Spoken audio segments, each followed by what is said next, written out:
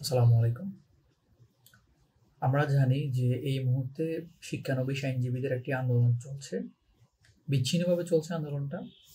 তবে মোটামুটি কিছু দাবি আছে যেগুলোতে অনেকেরই কমন ইন্টারেস্ট রয়েছে। যেমন হচ্ছে লিখিত পরীক্ষা বাতিল। এটা মোটামুটি সবচেয়ে বেশি স্টুডেন্টদের মধ্যে থেকে শোনা যাচ্ছে। পাশাপাশি আরেকটা দাবি চলছে, সেটি হচ্ছে এমসিকিউ পরীক্ষা 50 মার্ক এখন পাস, এটাকে 40-এ নিয়ে আসতে হবে। আর পাশাপাশি হচ্ছে কি আপনার মাইনাস মার্কিং, যে আগে হচ্ছে এখন পর্যন্ত বর্তমান যে নিয়ম সেটি হচ্ছে 4টা কোশ্চেন যদি আপনি ভুল দাগান তাহলে 4টা ভুল দাগানোর জন্য আপনার একটি মার্কস, মানে যেটা আপনি পেয়েছেন মার্কস, সেই মার্কস কাটা যাবে। ওকে, ধরুন আপনি 54টি কোশ্চেন দাগিয়েছেন একদম অ্যাকুরেট মনে করে, তাহলে আপনি কত পাবেন? 54। কিন্তু পরক্ষণে দেখা গেল যে 54 থেকে 4টি কোশ্চেন ভুল হলো, তাহলে কি হবে? 4টার জন্য 4টা মার্কস আপনি পেলেন না 54 থেকে, তাহলে আপনি কত পেলেন? 50। কিন্তু আপনি 50 পাবেন না, আপনি পাবেন 49। কারণ 4টি যে আপনার ভুল হলো এর জন্য 1 মার্ক মাইনাস হবে, সেটা তখন 50 থেকে 1 মার্ক মাইনাস করলে 49 হয়ে যাবে, তাহলে আপনি পাস করতে পারছেন না।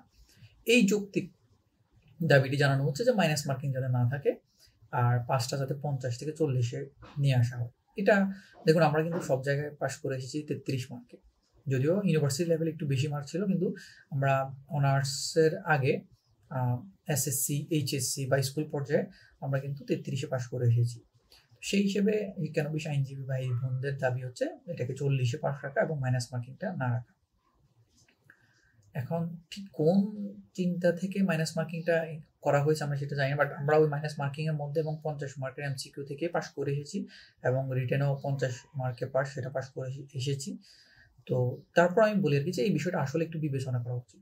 হ্যাঁ, আমরা পার হয়ে গেলাম এর মানে কিন্তু এটা না যে বাকিদেরকে আর পার হওয়ার দরকার নেই। তাদের বেলাও একটু চিন্তা ভাবনা আমাদের করা উচিত যে কিভাবে আসলে ওদের বিষয়ে একটু কনসার্ন হওয়া যায়।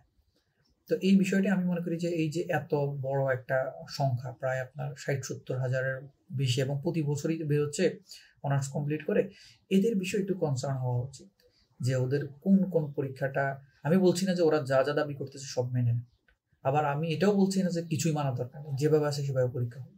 আমার মনে হয় যে সবকিছুই তো সংস্কার হচ্ছে রাষ্ট্রের, এখানে একটু সংস্কারের দিকে একটু মনোযোগ দেওয়া উচিত। কিভাবে করলে আইন পেশার জন্য ভালো হবে, এবং এই যে একটা বিশাল জট তৈরি হয়ে গেছে এদের বেলাও কি করা যায়, কারণ এদেরকে তো আপনি অস্বীকার করতে পারবেন না।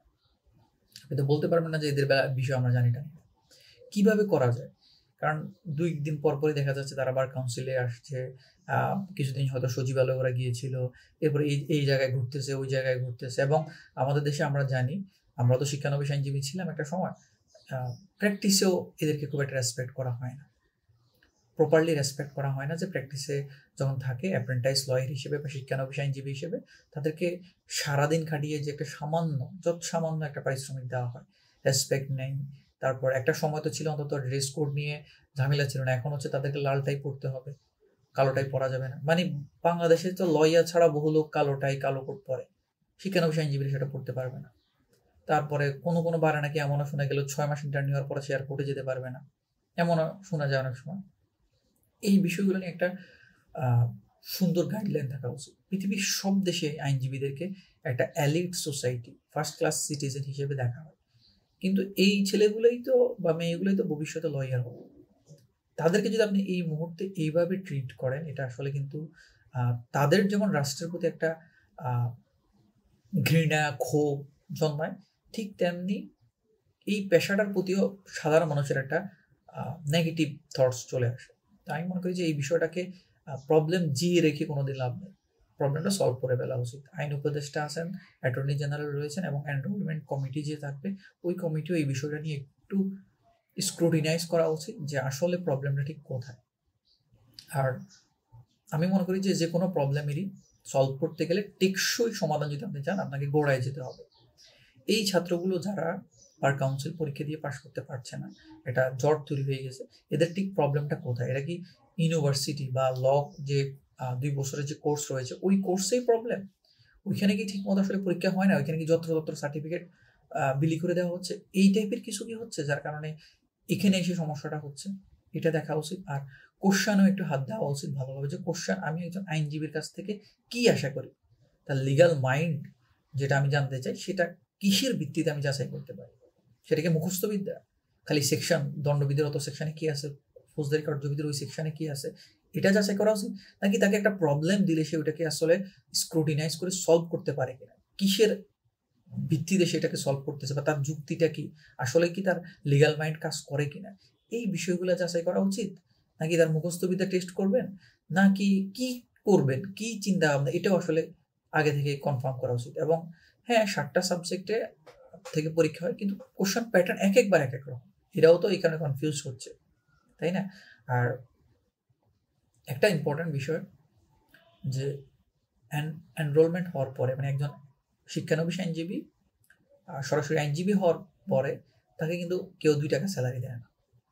তার মধ্যে যদি মেরিট থেকে থাকে তাহলে সে মামলা পাবে, মামলা পেলে, মামলা যদি লড়ে জিততে পারে তাহলে হচ্ছে তার আস্তে আস্তে রিপুটেশন বাড়বে, আয় উপার্জন হবে। আদারওয়াইজ গভর্নমেন্ট থেকে বা কোনো প্রাইভেট সেক্টর থেকে কিন্তু তাকে কোনো স্যালারি দেওয়া হবে না। তাহলে কেন এই প্রফেশনটাকে নিয়ে এতটাও আবার কঠোরতা দেখানো হবে? ঠিক আছে, ধরুন আপনি একটা ড্রাইভারকে যদি আপনি একটা ড্রাইভিং লাইসেন্স দেন, লাইসেন্স দেওয়ার মানে কিন্তু এটা না যে আপনি তাকে টাকা দিয়ে দিচ্ছেন। ড্রাইভিং লাইসেন্স দেওয়ার পরে সে গাড়ি চালাতে পারবে রাস্তায়, এটা আপনি জাস্ট এনশিওর করতেছেন তাকে। এখন আপনার কনসার্ন হচ্ছে সে যাতে ড্রাইভিং করে রাস্তাঘাটে কোনো অ্যাক্সিডেন্ট না ঘটে বা রুল ব্রেক না করে, ঠিক আছে? ঠিক ততটুকু একজন বার কাউন্সিলর পরীক্ষার সময় একজন আইনজীবীর ক্ষেত্রে সেটাও আপনি দেখেন, সে যাতে কি কি না করতে পারে, কি করলে কি কি প্রবলেম হতে পারে আইন পেশা, এতটুকু স্ক্রুটিনাইজ করে, ঠিক আছে? কিন্তু আপনি যদি একটা গাড়ি চালানোর সময় যদি তাকে আপনি চিন্তা করেন 10 বছর অভিজ্ঞতা সম্পন্ন একজন ড্রাইভার যেভাবে গাড়ি চালায় এই লোক সেইভাবে গাড়ি চালাতে হবে, তাহলে তাকে আমি লাইসেন্স দিব, তাহলে দিব না, না হলে দিব না, এটা তো ঠিক না। একটু প্রপারলি আমি মনে করি স্ক্রুটিনাইজ করা উচিত। রাষ্ট্রের এত বড় একটা চেঞ্জ এসেছে, সকল স্তরে সংস্কার দরকার, এই স্তরেও একটা সংস্কার দরকার। আর এই সংস্কারের বলি এক্সিস্টিং আমরা যারা লয়ার আছি তারাও যাতে না হই, আবার যারা এখন প্রত্যাশী আইনজীবী হওয়ার তারাও যাতে না হয়। আর আমি মনে করি মেডিকেলে যেরকম প্রত্যেকটা মেডিকেলে পরীক্ষার সিস্টেমটা প্রায় একই রকম এবং একটা নির্দিষ্ট প্যাটার্নে তাদেরকে পাশ করে আসতে হয়, তার মানে পরবর্তীতে এটা নিয়ে কোনো কনফ্লিক্ট থাকে না, যে যেখান থেকে পাশ করুক মোটামুটি তাদের সবাইকে সমানভাবে ট্রিট করা হয়। লতেও সেম একই কাজটা করা উচিত, সে ল কলেজ থেকে পড়ুক, ইউনিভার্সিটি থেকে পড়ুক, 4 বছরের কোর্স করুক, 2 বছরের পাস কোর্স করুক, যেটাই করুক তার ওইখানে পাশ করা সিস্টেমটার ভিতরেই যাতে তার এখনকার যে জটিলতাগুলো এগুলো যাতে ওইখানে ক্লিয়ার থাকে। প্রয়োজনে বার কাউন্সিল ওইখান থেকে প্রশ্নটা কন্ট্রোল করুক, বার কাউন্সিল এখন থেকে কন্ট্রোল করুক যে ফার্স্ট সেমিস্টার বা ফার্স্ট ইয়ার তুমি কি কি পরীক্ষা দিতে হবে, কি কি প্রশ্নে পরীক্ষা দিতে হবে, কিভাবে পাশ করতে হবে সেটা এখন থেকে ডিসাইড করুক, যার কারণে পরবর্তীতে যাতে আর এসে এই জটিলতাটা তৈরি না হয়। সে যদি 3 বছর ওয়েট করে, সে ফার্স্ট ইয়ার পাস করতে 3 বছর ওয়েট করুক, কিন্তু অনার্স বা 2 বছরের পাস কোর্স পাস করার পরে বার কাউন্সিল পরীক্ষা পাশের জন্য যাতে তাকে লম্বা সময় ওয়েট করতে না হয়, এইটা যাতে কখনো না হয়, এই চিন্তাটাই আমি মনে করি করা উচিত। আর যারা শিক্ষানবিশ আইনজীবী রয়েছেন অলরেডি আন্দোলন করছেন, এটা একটা মহাবিপদ। আপনাদের পক্ষে বললেও সমস্যা, বিপক্ষে বললেও সমস্যা। বিপক্ষ তো বলাই যায় না, আপনারা দালাল দালাল বলে, কোচিং ব্যবসায়ী, এটা সেটা বলে অনেক কথা বলে ফেলেন আমাদেরকে। যেটা সত্য কথা সেটা হচ্ছে ইতিহাস সবসময় বিজয়ীরা দেখে, ঠিক আছে?